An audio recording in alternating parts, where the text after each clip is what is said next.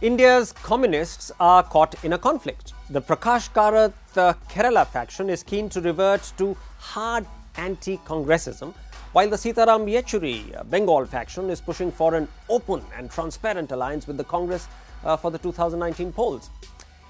But I honestly can't figure out what the fuss is all about, because what in heavens can Rahul Gandhi's new Congress gain from this alliance?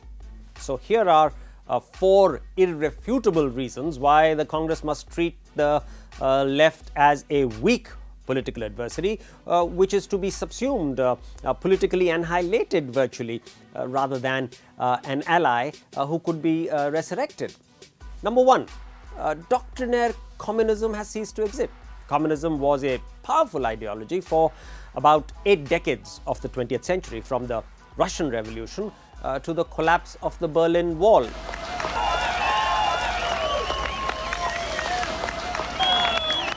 That leftism was hard-edged with 2 distinct doctrines. It invalidated religion and subscribed to an almost ungodly atheism, as opposed to the American right, which endorsed people's right to worship freely. And the second, communism also invalidated private property, as opposed to the American right, which was an advocate of free markets, global openness, and unbridled private ownership.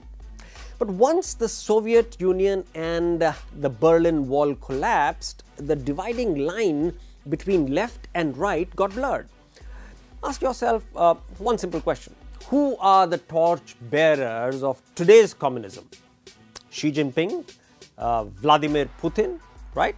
But these gentlemen are dictatorial state capitalists who have spawned wealthy and subservient oligarchs.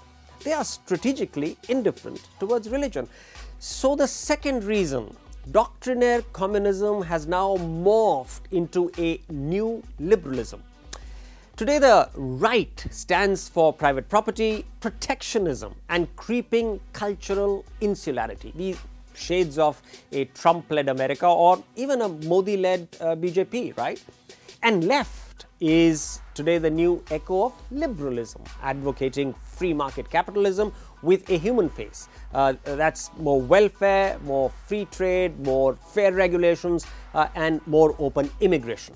That's pretty familiar rhetoric from a Macron-led France and a Rahul-led Congress, right? So where does that leave India's doctrinaire left, which is still trapped in Leninism? Nowhere, I'm afraid. The third reason, communist votes are gone. Within its erstwhile bastions of West Bengal and Tripura, the left's vote share is down by an incapacitating 15 to 20 percentage points from the highs of 47% in 1989. Most of this vote will gravitate towards the BJP unless the Congress can come up with a natively modern and liberal narrative which is attractive for the fleeing left cadre. Now in Kerala, on the other hand, it would be the kiss of death for the Congress to hobnob with the left, as that would open the floodgates for the BJP, the way it happened in Tripura. As for the rest of India, the left's earlier vote share of 3.6% in 1989 across its pockets of influence in Odisha, Bihar, UP, Jharkhand, Punjab, Andhra, Tamil Nadu, that has shrunk to a fairly unbelievable 0.6% in the 2014 polls. The Congress should try to scoop up these disenchanted leaders, cadres and voters, for example, a Jignesh Mavani or a Kanhaiya Kumar, thereby ensuring the left's complete evacuation from these shriveled up areas. Finally, the fourth reason, Congress should recall the lessons of 2009, when then Prime Minister Manmohan Singh had stood up to the left's blackmail over the Indo-US nuclear deal. People saw him as a champion of modernity and global aspiration.